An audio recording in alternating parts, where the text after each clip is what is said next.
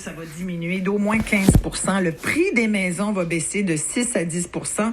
On disait vraiment, là, ça nous prendra des années avant de s'en remettre. On parlait là, d'indicateurs qui ne reviendraient pas à la normale avant le troisième trimestre de 2022.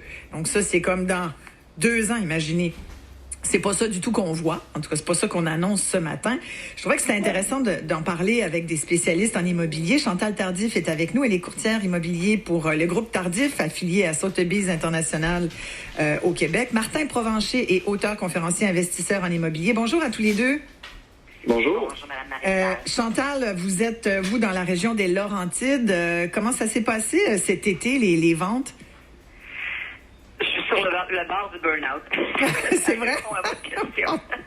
Donc, c'est une bonne nouvelle, là, d'une façon. Vous savez, Mme Maréchal, on dit le malheur des uns fait le bonheur des autres. Je dois avouer que, en ce qui concerne le marché immobilier dans les Laurentides, la pandémie a été une bénédiction. Ça a causé un effet d'engouement incroyable, comme ça s'était jamais vu dans les Laurentides, des phénomènes de promesses d'offres d'achat multiples, des maisons qui se vendent en 48 heures. On n'avait jamais vu ça, là. Incroyable. Martin Provencher, toi, t'es plus dans le commercial et aussi dans les terrains. La dernière fois qu'on s'est parlé, je me souviens, tu disais ce qu'il faut acheter, c'est pas un condo, c'est un terrain à l'extérieur, en campagne. Et c'est vrai que les Québécois, ils ont entendu ton appel parce que c'est beau, c'est très en vogue, ça, en ce moment. Le chalet, la terre à bois. Oui, tout à fait. Les gens, moi, quand la pandémie a commencé... Oh, Martin, excuse-moi, je vais être obligée de je t'entends vraiment pas bien. OK, comme ça va mieux? Oui, nettement mieux. OK. Merci. Quand la pandémie a commencé en mars-avril, c'est sûr que tout était arrêté, on s'en souvient. Et je me suis posé la question justement, qu'est-ce que ça va être la suite? Mais il reste que l'immobilier, c'est quand même toujours un besoin à vendre. Peu importe ce qui se passe, les gens ont besoin d'un toit au-dessus de la tête. Et ça reste aussi une valeur refuge. Ouais. Et on le voit actuellement, l'or prend de valeur, qui est, comme par hasard, l'immobilier aussi. Donc, quand l'économie s'est brassée comme en ce moment, les gens cherchent des portes de sortie, parce qu'il y a autant d'argent en circulation, là. C'est juste que les gens essaient de protéger davantage leurs capitaux. Ouais. Puis il semble que l'immobilier, ça soit effectivement un bon placement. Martin, je vais te laisser peut-être essayer de trouver une meilleure ligne. Je suis vraiment désolée, mais je pense qu'on a un petit peu de misère à t'entendre comme il faut. On va essayer de mieux se brancher. Chantal Tardif, Martin vient de dire avec beaucoup de justesse que l'immobilier, c'est une valeur refuge. Évidemment, il y en a qui sont vendus à la bourse. Il y en a qui disent que l'immobilier, ça peut nous révéler des mauvaises surprises, mais c'est plutôt l'inverse qui s'est passé au fil des... Comme la bourse, d'ailleurs. Exact, c'est ça, ouais. C'est la même chose, là. Puis oui, effectivement, quand il y a eu le crash au début du confinement, c'est une des raisons pour lesquelles les gens se sont tournés vers l'immobilier, parce qu'ils ont été échaudés, déçus, et puis on dit toujours que le brick and mortar, la brique et le mortier, comme le disait M. Provencher, les gens auront toujours besoin d'un toit sur leur tête. Ouais. C'est un des facteurs qui a contribué à la vague qu'on voit, qu'on ressent présentement. Vous dites que, Chantal Tardif, vous dites que ce sont les marchés en périphérie de Montréal qui sont les plus attirants en ce moment. Vous dites, sur le bord du burn-out, on fournit pas. Les gens cherchent quoi exactement dans cette occasion qu'ils ont peut-être là, d'acquérir une propriété pour ceux qui ont les moyens quand même, parce qu'il faut avoir des moyens? Oui, absolument. Puis il y en a des gens qui ont pas. C'est parce on en a tellement parlé des conséquences néfastes de la pandémie qu'on pense que tout le monde a perdu leur emploi, mais c'est pas le cas. Il y a énormément d'emplois qui se sont tout simplement transférés en télétravail, entre autres. Ceci dit, on constate 2 catégories d'acheteurs en campagne. Je veux dire en campagne. Les gens, ce qu'ils veulent, c'est fuir la ville. Ils veulent fuir le noyau d'infection. C'est certain que plus la densité de la population est là, mais plus les risques de contagion et d'épidémie sont élevés. Donc, les gens veulent de l'espace. Ils veulent se détacher, ils veulent fuir la ville. Alors, on a 2 types d'acheteurs. On a les acheteurs qui avaient des budgets pour voyager cet été, là, les gens qui partent 1 mois ou 2 en Europe et qui dépensent des milliers et des milliers de dollars en voyage. ben là, ils transfèrent cet argent-là sur un budget immobilier. Ils vont se chercher une résidence de villégiature. Et l'autre catégorie d'acheteurs, ben, c'est ceux qui se sont rendus compte, justement, qu'ils pouvaient très bien fonctionner en télétravail et qui peuvent maintenant se permettre une meilleure qualité de vie parce que, premièrement, les prix immobiliers sont moindres plus on s'éloigne de Montréal. Donc, ils constatent qu'ils peuvent très bien travailler en télétravail et se permettre une meilleure qualité de vie. Et une des premières questions qu'on me pose quand on cherche une propriété dans les Laurentides, c'est quelle est la qualité de l'Internet dans ce secteur-là? Ah oui, c'est vrai. Absolument. Ouais. C'est rendu presque aussi important que de location, là. Ouais, exactement. Là. Mais comment ça se fait que Martin est de retour avec nous, Martin Provencher, comment ça se fait qu'on est, d'entrée de jeu tout à l'heure, je disais qu'au mois de mai, puis aujourd'hui, c'est plus le même discours du tout. La SCHL, s'est-elle mis le doigt dans l'œil, ou en tout cas a mal évalué ce qui allait se passer. C'est quand même, pourtant, ils sont habitués, là, ils devraient savoir un peu quelle tangente ça prend. Oui, je dirais qu'à leur défense, c'était quand même une situation exceptionnelle. Puis il y a eu un certain vent de panique dans tous les secteurs, incluant le secteur immobilier. Je pense qu'ils ont eu très peur des conséquences. Mais il semble que l'être humain est très résilient. Puis, comme ma collègue vient de le dire, le télétravail s'est développé. Les gens, il y a plein de mesures d'hygiène qui ont été mises en place. Puis les gens se sont déjà adaptés. Puis maintenant, le port du masque, c'est relativement normal. Puis ainsi de suite. Donc, ce que je vois actuellement, c'est qu'il y a des secteurs, évidemment, les bars, les restaurants, tout ça, c'est très difficile pour eux, malheureusement. Ouais. Il y a d'autres secteurs qui en bénéficient. Et l'immobilier en fait partie. Là, les quincailleries, effectivement, tous les budgets qui devaient aller au voyage ou à autre chose, comme les gens étaient confinés chez eux, il y a une pénurie de bois traité parce que tout le monde s'est fait un patio. Ah ouais, donc, c'est vrai. Les quincailliers en ont bénéficié. Donc, faut pas non plus exagérer le COVID. Des fois, ça a le dos large. Là. Les gens sont en retard. C'est à cause du COVID. Ça n'a pas toujours rapport. Là. Ouais. Mais ça, c'est quand même assez incroyable quand tu regardes les transactions. Là, on parle beaucoup des Laurentides parce que, Chantal est dans ce coin-là. Vous habitez Sainte-Adèle. Toi, Martin, t'es dans quel coin déjà? Moi, je suis à côté, la Nodière. La Nodière. C'est exactement le même phénomène. Moi, je suis en 2 projets là, actuellement. Fait que j'ai pas tant de choses à vendre. J'ai aucune publicité, puis mon téléphone sonne sans arrêt. Ah ouais. Je sais pas où les gens prennent mon numéro, là, puis ils insistent, là, je leur dis, là, j'ai plus de maison. Non, mais t'as peut-être une maison modèle? Non, j'ai plus. Tout est vendu, là. Incroyable. Fait qu'on est en train de développer d'autres projets, mais c'est ça qu'on aurait fait de toute façon, là, actuellement. Mais la demande est très, très, très forte. Moi, je connais un petit peu plus le marché de Montréal, bien sûr, mais le marché de l'Estrie. Puis, j'ai parlé à des agents, pas plus tard que la semaine dernière, qui me disaient que c'est au moins 30% là, d'augmentation du prix des propriétés. Là. Si tu as un chalet autour d'un lac là, ou une maison de campagne, 30% d'augmentation, c'est immense, hein, c'est énorme. C'est beaucoup, si vous me permettez. Oui, Chantal, allez-y. Je constate un phénomène. Bon, vous savez, on dit l'occasion fait le larron, mais pas plus tard qu'hier, j'ai un propriétaire, un vendeur, un de mes clients, qui m'a demandé de monter le prix de sa propriété de 200 000. C'est une propriété de prestige, là, mais quand même, les vendeurs, en ce moment, ils voient eux aussi, ils lisent les nouvelles, ils voient ce qui se passe et ils sont pas plus fous qu'un autre. Là. Alors, ils savent qu'ils ont maintenant le gros bout du bâton. Mais les prix sont-ils gonflés pour cause de COVID? Est-ce que c'est pas une enflure qui... sont tout simplement conscients que la demande, elle est là, elle est très forte et c'est un principe de base de marketing, hein, l'offre et la demande. C'est sûr. S'il n'y a pas assez d'offres pour la demande, les prix vont monter. Ils peuvent se permettre de monter les prix parce que les gens vont acheter quand même. J'ai présenté une offre d'achat. En fait, juste pour vous donner un exemple, une petite maison de 300 000, 275 000 à Sainte-Agathe. Je l'ai mise en ligne le jeudi soir, une demi-heure après, les demandes de visite entraient. Samedi, dimanche, 14-15 visites. Lundi matin, je m'assoyais avec mon client avec 7 offres sur la table. 7 pour une maison à Sainte-Agathe. Ouais. Ça, c'est pas des situations idéales. Quand t'es l'acheteur, c'est sûr que tu vas payer plus cher que ce que tu devrais payer, non? Ah, oui, puis moi, en ce moment, quand j'ai un acheteur qui m'appelle et me dit, savez-vous, Mme Tardif, je cherche un bon deal sur le bord de l'eau, je pars à rire. Je me demande où est-ce qu'il était les dernières semaines, là, puis il a pas écouté les nouvelles ou quoi, parce que il n'y en a pas de deal en ce moment, là. La demande, elle est là. Mais est-ce que c'est momentané? Est-ce que il risque... C'est une enflure quand même, bon, à cause de ce qui se passe en ce moment, puis est-ce qu'on pense que d'ici, je sais pas moi, quand ça va s'être un peu calmé, si un jour on devient... Celui qui est capable de prédire ce qui va se passer dans les prochains mois, je pense qu'il s'appelle Jésus ou Bouddha, je sais pas qui, là, mais honnêtement, bien malin, celui qui saura prédire exactement.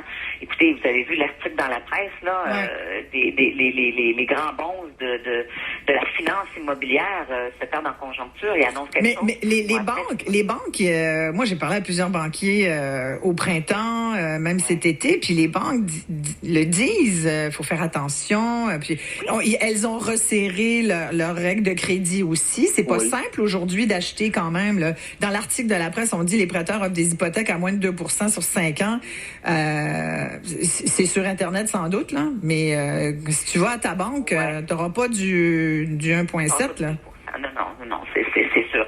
Mais ce qui arrive, c'est que quand les gens me contactent pour mettre leur maison à vendre, puis ils sont pas certains ou quoi que ce soit, c'est sûr, je leur dis, écoutez, on va le faire pendant qu'il est chaud, hein, parce que c'est quand même un secteur d'activité très...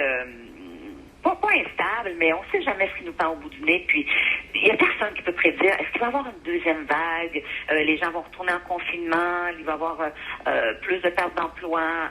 Moi, je leur dis, les gens, s'ils veulent mettre leur maison à vendre, c'est it's now or never, là. Mettez-le. Passez à l'action aujourd'hui, parce que la demande est là. On n'a pas suffisamment d'offres, on n'a pas suffisamment d'inventaire pour répondre à la demande. Quand un client, je rappelle un acheteur qui m'a fait une demande d'information, par exemple, qui me remercie, mon Dieu, merci de m'avoir rappelé, j'ai appelé 2-3 coursiers, personne ne m'a rappelé. C'est parce qu'on n'a plus le temps. On ne fournit pas. Je travaille jusqu'à 10 heures le soir pour essayer de répondre. Je réponds à 5 courriels, il en rentre 10. Ah oui. Martin aussi, visiblement, c'est ce que tu disais. Vous restez là, bien sûr, tous les deux. On va s'arrêter pour une pause, mais on vient dans une couple de minutes avec les commentaires de nos auditeurs. Il y a beaucoup de gens là, qui m'écrivent. Il y a Clara qui me dit qu'elle a fait 10 offres d'achat. On a réussi à en avoir une ou deux sur les 10. Les dernières semaines, nous avons fait des offres sur des condos, des plex. Et elle dit que sur un condo, promenade Masson, il y a eu 29 offres. Il s'est finalement vendu 89 000 $ de plus sur à Villeray, une shoebox, c'est une boîte de chaussures, ça veut dire c'était pas grand. Il y a eu 30 offres. Il s'est vendu 100 000 $ de plus que le prix demandé. Un condo dans Rosemont, 18 offres, vendu 88 000. Hey, c'est pas rien, là. C'est pas 2 000 de plus, c'est 88 000 $ de plus. 17 offres sur un condo dans Mercier. Elle dit, c'est ça que je vis depuis 6 mois. Elle dit qu'elle est très active dans le plateau, Rosemont, Villeray. Elle dit, c'est comme ça tous les jours. C'était une courtière immobilier là, qui vit ça, elle aussi, sur le bord du burn-out, sans doute. On va s'arrêter ici, 514-790-9850. Dites-moi si, après ce qu'on vient de dire, ça vous dites, coudonc, je devrais peut-être mettre ma propriété en vente, si vous en avez une. Et si vous êtes locataire puis que vous avez un petit fonds, est-ce que ça vous donne envie d'acheter quelque chose? Parce que, bon, de ce que je comprends, c'est que ça va pas baisser. Là. Tout le monde nous disait, ça va baisser, ça va baisser. C'est pas ce que j'entends de nos experts ce matin. 514-790-9850. Isabelle. Alors, l'immobilier a vraiment le vent dans les voiles et contre toute attente et contre toute prédiction qui avait été faite dans les mois qui ont précédé, on s'attendait à une chute, une espèce de crash immobilier. Ça n'a pas du tout été ça. C'est même l'inverse. On parle de plusieurs offres multiples, des offres multiples sur des propriétés. Et vous avez entendu là, une agente qui me dit là, que c'est parfois 80 000, 100 000 $ de plus que le prix. Les gens, Chantal Tardif, une de nos invités, nous dit que un de ses clients vient lui demander d'augmenter sa propriété de 200 000 $. Bref, il y en a qui achètent cash, pas où ils l'avaient caché avant, mais ils achètent ça cash. Il y a du monde qui ont beaucoup de liquidités. Ça, c'est le fun. Tu dépends pas d'une banque, mais évidemment, c'est pas donné à tout le monde. On a Simon qui est avec nous. Bonjour, Simon. Vous, est-ce que ça vous donne envie de participer à cette effervescence? Ben, c'est déjà fait, moi. Bonjour, mesdames, bonjour, monsieur. Alors, moi, j'ai mis via un agent, dans la région de Saint-Sauveur, ma maison à vendre en avril, en pleine pandémie, pour 6 mois, en me disant, on verra ce que ça donnera. Et dès le mois de mai, quand les barrages ont été enlevés là, dans la Naudière et Laurentide, premier acheteur, une visite, une offre le lendemain, contrat s'est réglé en 3 jours et j'ai fait 35 000 $ de profit avec une maison que j'ai gardée 3 ans. Eh bon. Et Simon, là, vous dites pas avoir su, j'aurais attendu? Non, parce que je trouvais que... Vous auriez pu faire 70 000 aujourd'hui, peut-être. Ben, des fois, à trop à vouloir chercher la pas du gain, des fois, on peut perdre aussi. Je l'ai vécu en bourse de façon positive, mais j'ai des amis qui ont perdu à avoir trop la pas du gain. Mais c'est hors sujet. Mais je vais vous dire aussi, j'ai un ami qui, en ce moment, d'ailleurs, en fin de semaine, il a fait une offre pour un chalet 4 saisons dans la région de Saint-Hippolyte. Ouais. Il y avait 5 offres d'achat. Ouais. Et j'aimerais savoir, finalement, c'est vendu 38, 40 000 de plus que le prix demandé. Ouais. Mais j'aimerais savoir, Mme Tardif ou l'autre, votre autre... Monsieur Provencher, oui, Martin, oui. Rapidement, comment c'est encadré? Il fallait ouvrir que dimanche les offres. Y a-t-il un temps limite et tout ça? Parce que l'agent disait, je n'attends pas votre offre que vous avez fait mercredi ou jeudi. On va attendre tout ce qui va rentrer d'ici dimanche. On peut avoir quelques explications rapidement sur les offres multiples? Oui, Chantal ou Martin qui veut intervenir là-dessus? En fait, je vais laisser Chantal, vas-y donc. Allez-y donc, Chantal, oui. Ben, en fait, on a quand même un code de déontologie à respecter, mais il y a une certaine latitude dans la mesure où le vendeur, si le vendeur, moi je dis toujours le vendeur, c'est sa prérogative. S'il décide de répondre aux offres, telle date, à telle heure, comme je vous disais l'autre jour, pas l'autre jour, mais tout à l'heure, quand on a présenté cette offre, on informe les clients, que ce soit des clients directs à nous, que ce soit des clients qui nous contactent avec leur courtier. On les informe. Il y a d'autres offres déposées. Mm-hmm. On les fait en mode collaboration. On est obligé de les tenir informés. Donc, on leur dit, il y a tant d'offres, vous êtes la 4e ou peu importe. Et toutes les offres seront considérées. Mais vous pouvez pas dire le prix. Vous pouvez pas dire, puis la plus haute offre qu'on a jusqu'à maintenant, c'est 250 000. Fait que vous c'est ça. Ouais. C'est ça que les gens comprennent pas. Ouais. C'est important qu'ils comprennent que nous sommes tenus. Une offre, c'est confidentiel. Ouais. C'est pas des soumissions ouvertes comme à la ville. Donc, c'est une offre. Toutes les offres sont confidentielles. On ne peut absolument pas divulguer aucun contenu de l'offre. Oui, non, c'est ça. Donc, mais c'est pour ça que, moi, personnellement, j'aime bien l'immobilier, mais quand il y a dans un contexte d'offres multiples, en général, ça m'intéresse pas parce que tu payes trop cher ton bien. Mais bon. C'est comme n'importe. C'est bien personnel, mais bon. Oui, non, mais je suis d'accord, là. C'est jamais un deal quand c'est une visite porte ouverte, ça t'amène à te stationner dans la rue, ça sera pas un deal. Ah non, mais en ce moment, c'est ça, là. En ce moment, c'est ça qui est un peu pénible, c'est que t'as plus de visites aléatoires à ton horaire, c'est le samedi de 2 à 4, puis là, venez là. Ce qui est un peu bizarre, parce que sincèrement, le 2 mètres n'est pas toujours respecté. Et puis, je pense que les gens respectent le masque. Toutefois, là, j'ai visité quelques trucs pour voir un peu tester le marché, puis je pense que les gens sont quand même assez respectueux, mais disons que ça fait beaucoup de monde dans le même appartement ou dans la même maison. On a avec nous, Simon nous a parlé, on a Luc. Bonjour, Luc. Oui, bonjour Isabelle, bonjour à tes invités. Bonjour. Alors, moi, je vais vous expliquer la situation. Au début de la pandémie, on avait prévu, ma femme et moi, qu'on avait chacun notre maison. Mm-hmm. D'accord? Alors, le but, c'était de vendre les 2 maisons pour en racheter une. En pleine pandémie, ma femme met sa maison à vendre à Montréal. Visite virtuelle, vendue en 4 jours avec des contre-offres qui ont monté le prix de 235 000 $. Mm-hmm. Un triplex. Quelques jours plus tard, je mets ma maison à vendre à Saint-Eustache. L'agent n'a même pas eu le temps de mettre les photos. Il a inscrit la maison et en 3 jours, la maison était vendue plein prix que j'avais déjà monté parce que je connaissais la situation. Alors, c'est juste pour vous dire, 4 jours, puis 3 jours pour vendre des maisons. J'ai vraiment jamais vécu ça avant, puis c'était pas ma première maison que j'achetais ou que je vendais. Alors, c'était mon commentaire. Merci beaucoup, Luc. Pour vous dire, effectivement, j'en ai vendu un condo en virtuel seulement, là, en vidéoconférence. Alors moi, j'étais à mon bureau, mon vendeur était dans son condo, l'acheteur dans sa maison à Laval. On fait une visite en vidéoconférence, il fait une offre, tout s'est fait à distance et quand il est allé chez le notaire, il n'avait jamais mis les pieds dans le condo. Ah ouais. Ben oui, il y en a qui font ça. Il y a des gens qui m'écrivent là, qui me disent beaucoup d'acheteurs étrangers aussi qui ont contribué à faire flamber les prix. Beaucoup d'Asiatiques qui achètent, beaucoup d'Européens qui arrivent avec des grosses mises de fonds. Me dit une agente, avec le change, l'euro, ils surenchérissent beaucoup. Elle pense qu'avec les visas suspendus pour cause de pandémie, il y aura peut-être une répercussion à l'automne. Mais bon, est-ce que vous avez vu ça aussi, Chantal et Martin, là, beaucoup d'acheteurs étrangers? J'ai quelques acheteurs étrangers, des Européens, des Suisses, des Français, mais ça reste quand même une minorité. L'essentiel, personnellement, de mes clients dans la Naudière, c'est des Montréalais qui voulaient de toute façon, avant la pandémie, sortir de la ville, avoir un pied à terre à l'extérieur. Puis la pandémie a juste mis un coup d'accélérateur sur cette tendance qui était déjà là. Puis on parlait de la croissance des prix. J'ai commencé à investir ici en 2010. Un terrain en bordure de l'eau, au départ, c'était 50 000. Puis après ça, c'était 65, 75, 90.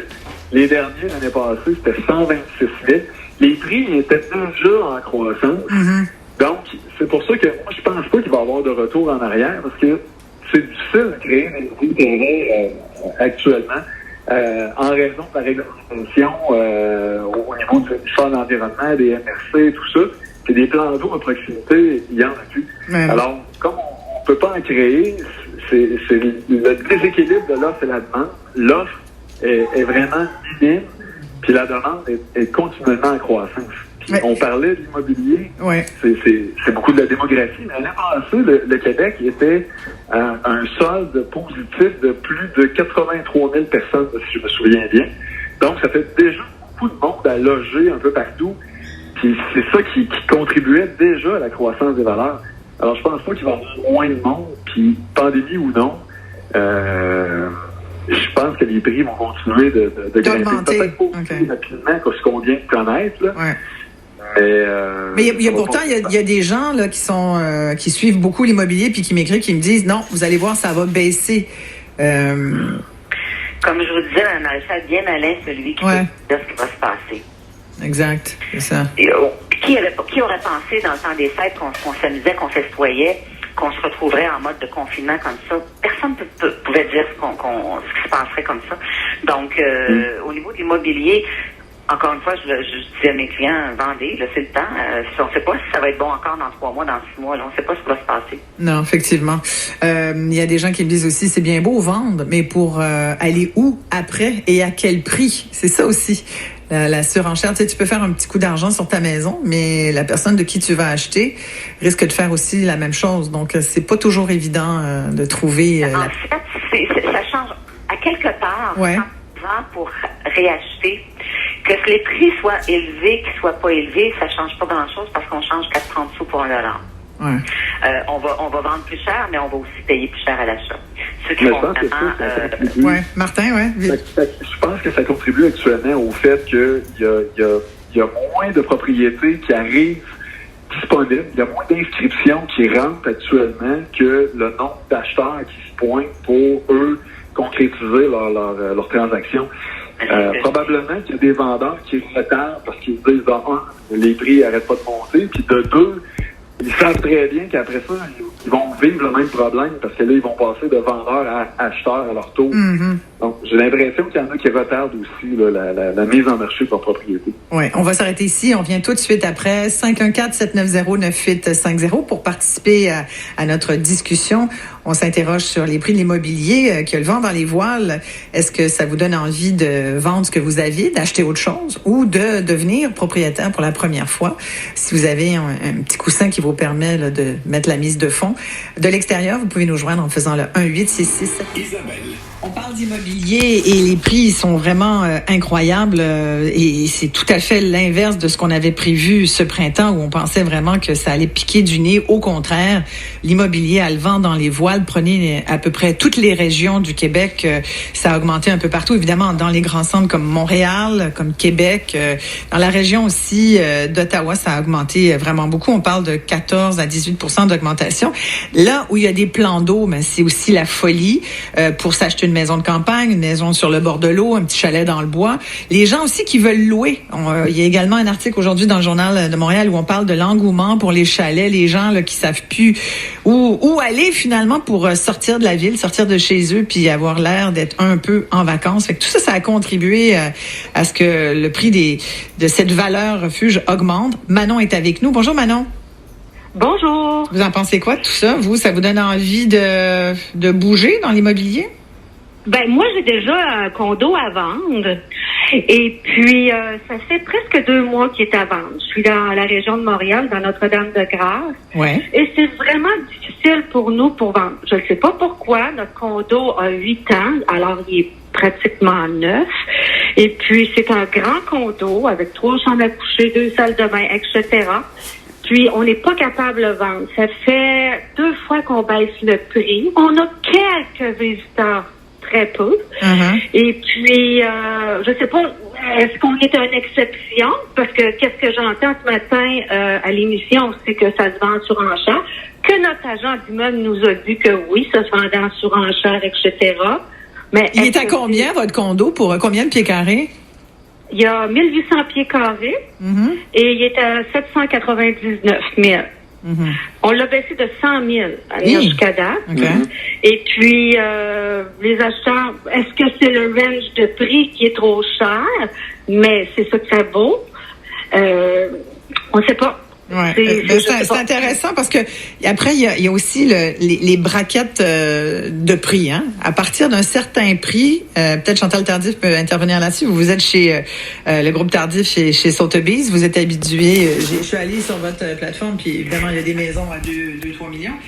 Évidemment, c'est pas pour tout le monde, c'est pas pour toutes les bourses. Est-ce qu'il y a une braquette de prix à partir de laquelle ça devient un peu plus complexe quand même de vendre? Là? Les condos à 200 000, 250 000 en banlieue de Montréal, c'est sûr que ça se vend peut-être plus vite qu'une maison à NDG, un condo de 1800 pieds carrés à quasiment 800 000 $. Là.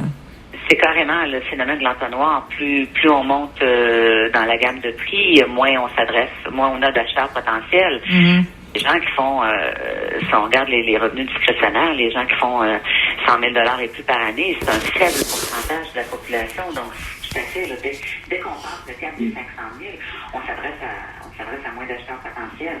Maintenant, moi, je connais pas tant que ça le marché de Montréal, mais j'ai le feeling, j'entends des acheteurs qui veulent quitter leur condo. Parce que justement, ils ont vécu des situations extrêmement désagréables dans les condos, puis ça ne me surprend pas. À 700 000, 800 000 à Montréal. Là, je calculais, ça fait 438 $ le pied carré. Manon, avez-vous fait les comparables dans votre coin? Est-ce que oui, on est avec les comparables. On a vraiment été avec ce qui était comparable. Puis on est dans les prix de notre quartier. Des fois, c'est du home staging qu'ils font, Manon. Pour faire un petit peu la déco, là, vous mettez un petit budget là-dessus, puis ça peut aider pas mal. Mais ça, c'est intéressant. Ouais. Mais ce qui arrive aussi dans les condos, là, spécifiquement, c'est qu'il y a eu énormément de construction de condos neufs. Ouais. Et malheureusement, pour les gens qui ont un condo qui a quelques années d'âge, je comprends que 8 ans, c'est pas très vieux, c'est comme neuf. Mais c'est pas neuf. Non, c'est donc, ça. l'acheteur potentiel, lui, pour à peu près le même prix, peut avoir un condo flambant neuf dont personne n'a jamais habité. Puis c'est souvent ça qui fait pencher la balance aussi. On a Jean-François nous appelle. Bonjour Jean-François. Bonjour, ça va bien? Oui, on vous écoute. Oui, bonjour. Oui, bonjour. Moi, j'avais un projet de vendre ma maison, mais j'avais pas d'idée comment la vendre, puis c'est parce que j'ai une maison bigénérationnelle avec un grand terrain à la Valterie, puis c'est comme j'ai pas de voisins, puis j'ai pas de comparable là, dans mon coin. Fait que puis ça l'a bien manqué. L'immobilier va toujours vous aider, va toujours vous trouver des comparables. Mais moi, ce que je fais personnellement, c'est à chaque fois que je vends quelque chose, je fais venir 1, 2, 3 évaluateurs. C'est pas super cher avoir un rapport d'évaluation. Puis de toute façon, votre acheteur, pour avoir un prêt hypothécaire, aura besoin éventuellement de ce même rapport. Donc, moi, je fixe mes prix en fonction d'un rapport d'un évaluateur. Donc, il est indépendant, il est agréé, professionnel.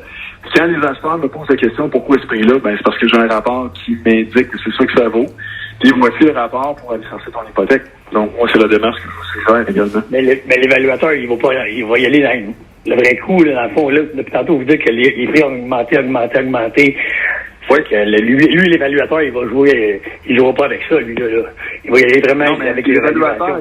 Il prend les transactions qui ont eu lieu le plus récemment possible. Puis comme il y a des transactions tous les jours, il n'y aura pas de misère à trouver quelques transactions similaires qui se sont passées dans votre secteur.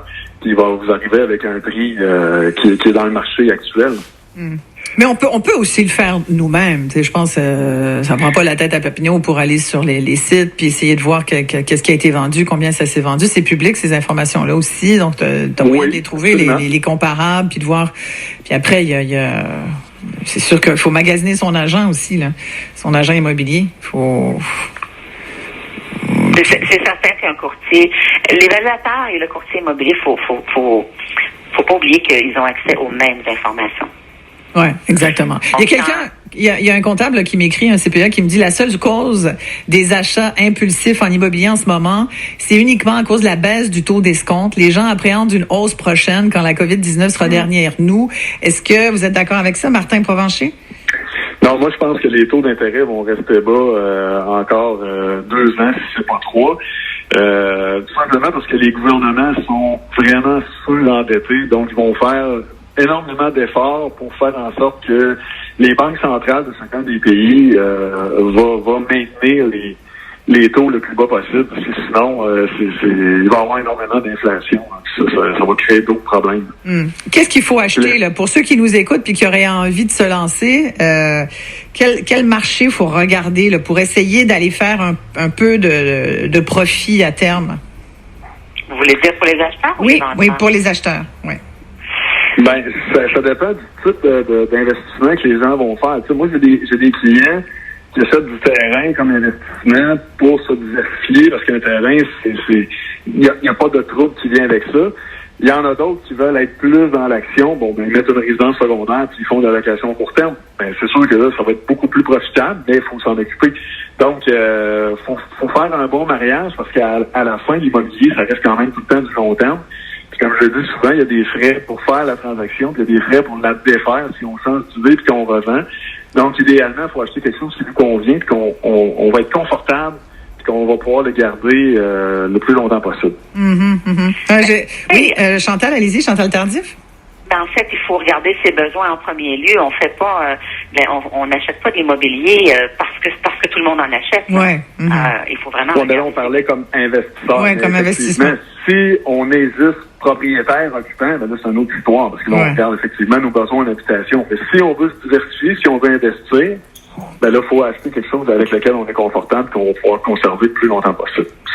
Encore là, même comme investisseur, il faut regarder son profil d'investisseur. Je donne un exemple de deux situations différentes pour un profil d'investisseur différent. J'ai un chalet à vendre dont les propriétaires font la location court terme parce que c'est permis dans leur secteur, ils ont un droit acquis. Puis, soit dit en passant, dans les Laurentides, c'est de plus en plus rare. Hein.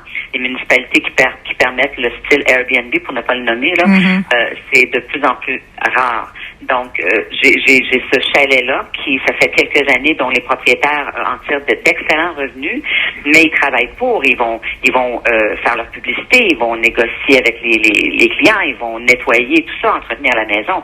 Et j'ai un autre type de chalet qui fait partie d'un domaine, d'un programme de location où tout ça est pris en charge par une entreprise. Donc, le propriétaire achète, peut y aller quand il veut et il réserve 6 semaines à l'avance. Puis le reste du temps, le programme, le syndicat copropriété gère la location. Mais il y a des frais rattachés à ça. Je vous donne un exemple. Admettons que ça coûte 1 000 $ par mois de frais administratifs parce que l'entreprise fait la publicité, le marketing, collecte les paiements, etc. Donc, il y a un coût rattaché à ça. Mais quelqu'un qui n'a pas le temps de s'en occuper... Non, c'est sûr. C'est ça, c'est du temps. J'explique aux gens. Tu sais, me demande, les gens m'appellent pour investir dans un chalet pour en faire la location, mais quand je leur dis il y a 1 000 $ de frais par mois, puis ils trouvent ça effrayant, mais c'est parce que vous n'avez rien à faire. Vous n'avez pas le petit doigt. Vous y allez quand ça vous tente et vous en bénéficiez, point. L'autre qui a 3 fois plus de rendement, mais est-ce que ça vous tente de gérer toutes les annonces sur les... Gérer la fosse septique, c'est pas toujours le fun. Ouais. C'est quoi? Gérer la fosse septique. Ben, ça, entre autres, puis gérer les clients aussi. Gérer les clients, les demandes d'informations et tout, les problèmes quand ils sont sur place. Il y a un coût rattaché à ça. Oui, alors, tout à fait. Qu'est-ce qu'on a comme temps? Qu'est-ce qu'on veut investir comme temps aussi, là? Voilà. Ben, merci beaucoup à tous les deux. Ça a été fort intéressant d'avoir votre point de vue là-dessus. Chantal Tardif est courtier immobilier pour le groupe Tardif, affilié à Sotheby's. Elle œuvre surtout dans les Laurentides. Martin Provencher est auteur, conférencier, investisseur en immobilier. Merci beaucoup, Martin. Merci, Chantal. Ça me fait plaisir. Merci. Bien. On va s'arrêter ici. Tout de suite après la pause, tiens, on va s'intéresser un peu au Canada.